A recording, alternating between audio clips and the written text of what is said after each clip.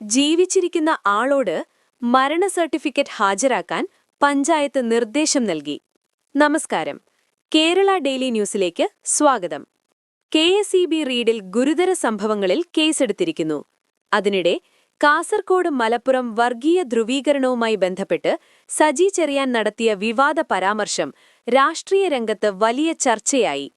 ഏറ്റുമുട്ടലിനില്ലെങ്കിലും മതനിരപേക്ഷ നിലപാടിന് ഊന്നൽ നൽകുമെന്ന് കോൺഗ്രസ് NSS-SNDP വിമർശനത്തിൽ നിലപാടെടുത്തു. UDF വന്നാൽ ജമാഅത്തെ ആഭ്യന്തര വകുപ്പിനെ സ്വാധീനിക്കുമെന്ന് AK ബാലന്റെ ആരോപണവും എലത്തൂർ സീറ്റിനെ ചൊല്ലിയുള്ള NCPയിലെ തർക്കവും മുന്നണിയിൽ പ്രതിസന്ധിയുണ്ടാക്കുന്നു. എന്നാൽ LDF പ്രചാരണം ഒരു വ്യക്തിയിൽ കേന്ദ്രീകരിക്കില്ലെന്ന് MA ബേബി വ്യക്തമാക്കി.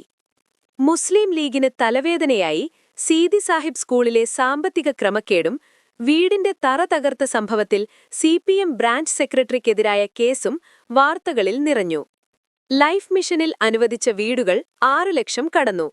കോഴിക്കോട് ഗ്രീൻഫീൽഡ് ഹൈവേ നഷ്ടപരിഹാരത്തുക കിട്ടാത്ത 100 പേർ. പാറശാലയിൽ വീണ്ടും ഫ്ലെക്സ് പ്രളയം.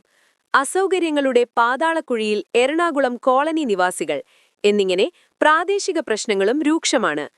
ഈ ന്യൂസുകളിൽ നിങ്ങൾക്കെന്ത് തോന്നി? കമന്റ് ചെയ്യൂ. ശുഭദിനം.